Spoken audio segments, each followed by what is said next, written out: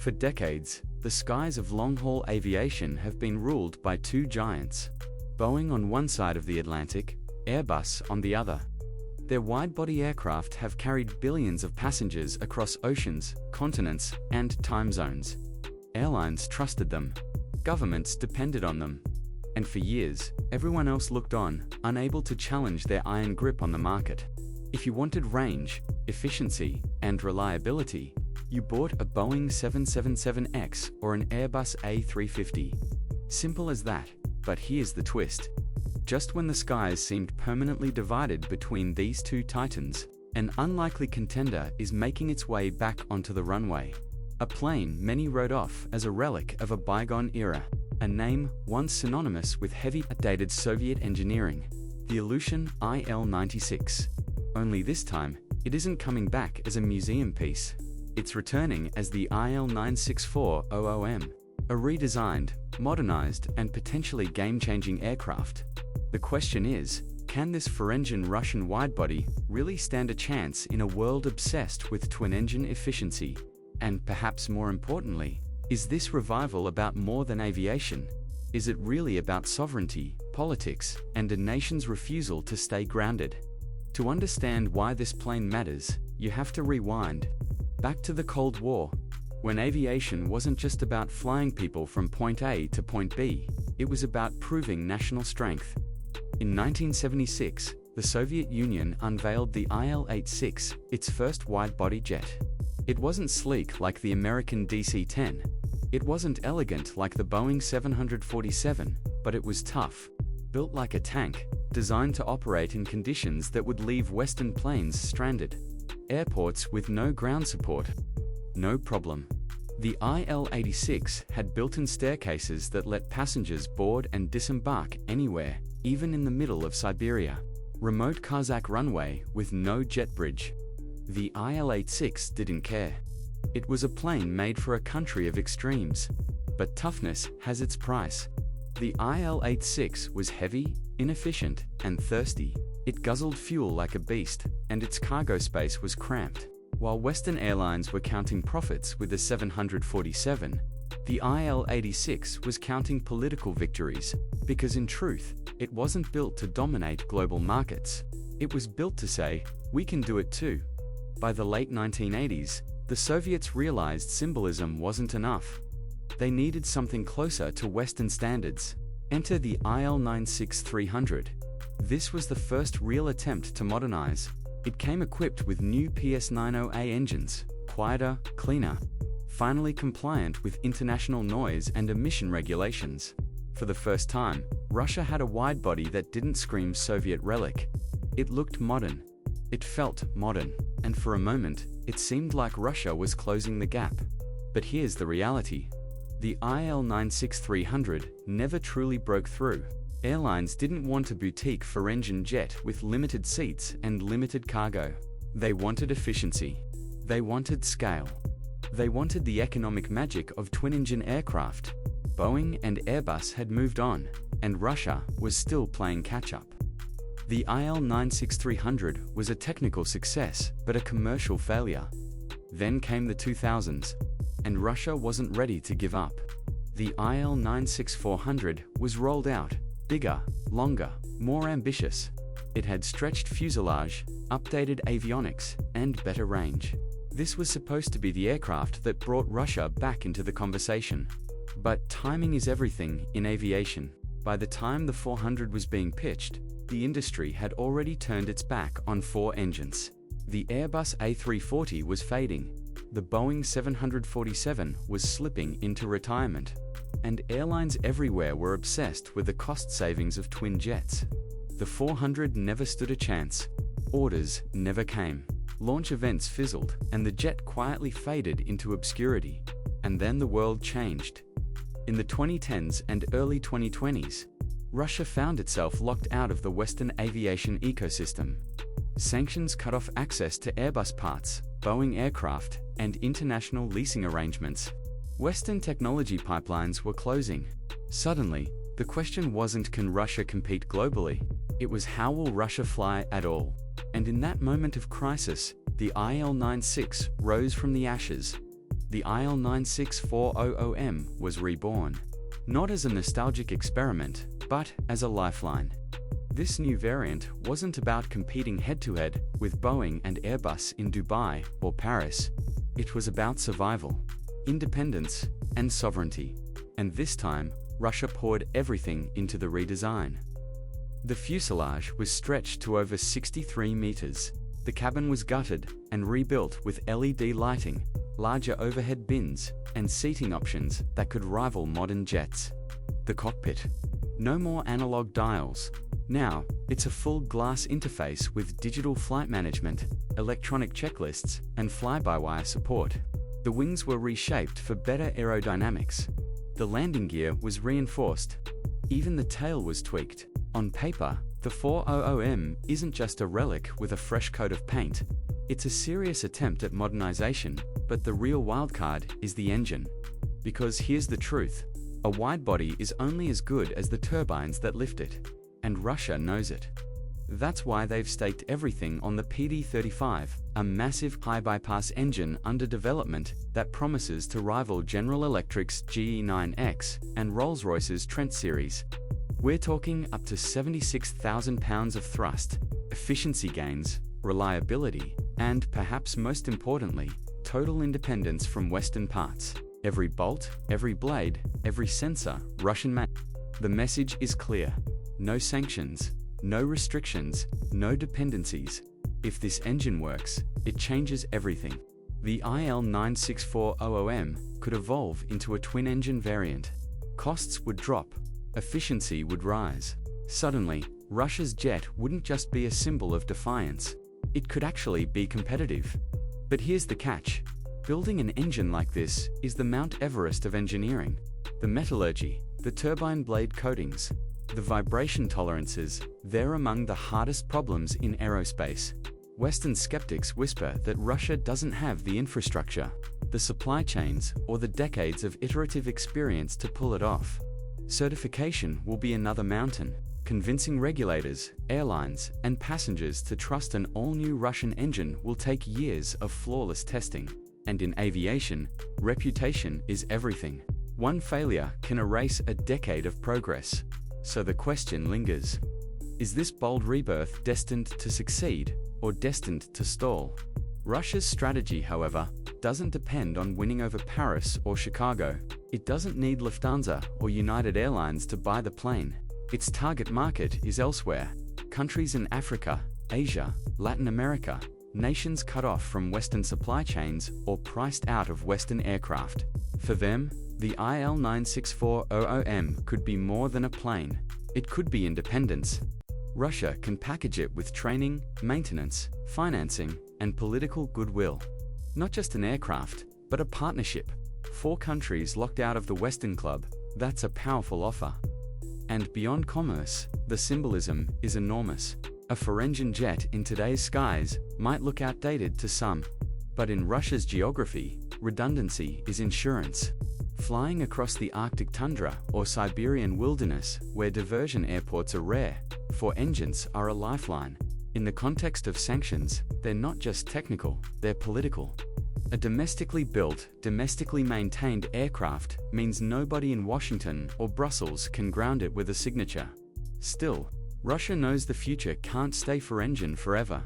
And that's why the contingency plan, APD-35-powered twin version, is the ace up its sleeve.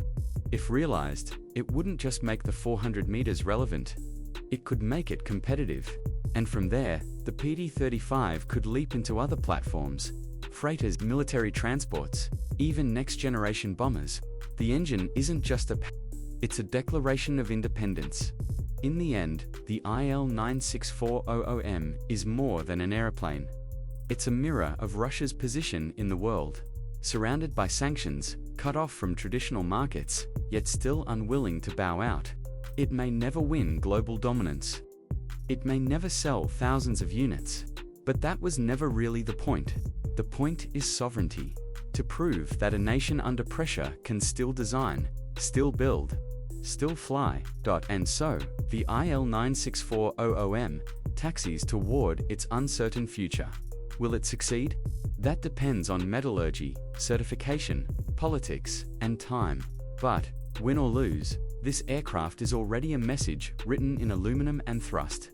A declaration that Russia refuses to be grounded. And in aviation, sometimes that declaration alone is enough to rewrite history. Because when you think about it, altitude is freedom. And Russia, through this machine, is making one thing clear. It intends to keep climbing, with or without permission. For decades, the wide-body aircraft market has been a brutal battleground dominated by Boeing and Airbus. Their flagship models, the Boeing 77X and the Airbus A350, have defined long-haul aviation, setting the gold standard for range, efficiency, and global trust. Airlines around the world swore allegiance to these titans, leaving little room for any challenges. Enter Russia. Out of geopolitical pressure and technological defiance, Russia is reviving a jet long dismissed as obsolete, the IL-96. But this isn't the Cold War relic you remember. This is the IL-96400M, longer, smarter, and potentially deadlier in the skies of global competition. Armed with modern avionics, aerodynamic upgrades, and an ambitious new engine, the PD-35, Russia isn't just updating an aircraft, it's challenging the very order of aviation dominance. Can this revived quadjet break into a world obsessed with twin-engine efficiency? Can it turn sanctions into a strategic advantage? Can Russia's aerospace ambitions finally take flight? This isn't just an engineering story. It's a geopolitical power play at 35,000 feet. Let's dive into the aircraft that could either mark Russia's aerospace comeback or its final stall. To truly grasp what the IL-96400M means today, we need to peel back the layers of history deep into the Cold War, where blueprints were born not only from engineering ambitions, but from geopolitical dreams. In 1976, the Soviet Union introduced the IL-86, its very first wide-body aircraft. It wasn't sleek. It wasn't fast, but it was unmistakably Soviet. Built like a tank and made to survive the unforgiving frontiers of Eurasia. The IL-86 was the only wide-body in the world that could land in the middle of nowhere, open its staircases, and disembark passengers without a whisper of ground support. No jet bridge, no problem. Remote airport in Kazakhstan, it would have found a way. But innovation came with weight. Literally, its design consumed fuel like a thirsty mammoth. The cargo hold was tiny, squeezed out by redundant internal systems and old-school engineering. It lacked the economic finesse of its Western counterparts. The Boeing 747, or DC-10. Still, the IL-86 held symbolic value. It wasn't about making money. It was about making a statement. Enter the IL-96300 in the late 1980s, a refined descendant that promised change. Powered by the new PS-9A engines, it whispered diplomacy through efficiency, finally aligning Russia with AO noise and emission standards. For the first time, Moscow could point to a wide-body jet that looked modern, felt modern, and could theoretically go toe-to-toe with the West. But modern wasn't enough, because while the IL-96300 may have soared in ambition, it stalled in sales. Airlines wanted seats, hundreds of them. They wanted cargo space and twin-engine simplicity. What they didn't want was a boutique aircraft with a narrow use case. Russia had built a monument when the market demanded a moneymaker. The world had changed and Mother Russia hadn't caught up. Refusing to be grounded by commercial failure, Russia went back to the drawing board in the early 2000s. The answer? The IL-96400. It was longer. It was more ambitious. Its avionics had caught up to the 21st century. It could carry more passengers, fly farther, and maybe, just maybe, give Russian aviation a second chance. But fate had other plans. By the time the IL-96400 entered the conversation, the industry had already turned the page. The era of the 4-in widebody was winding down. The Boeing 77 and Airbus A330 twins were dominating the skies, proving beyond doubt that 2 engines could do the job of 4. Cheaper, cleaner, and quieter. Maintenance costs were lower.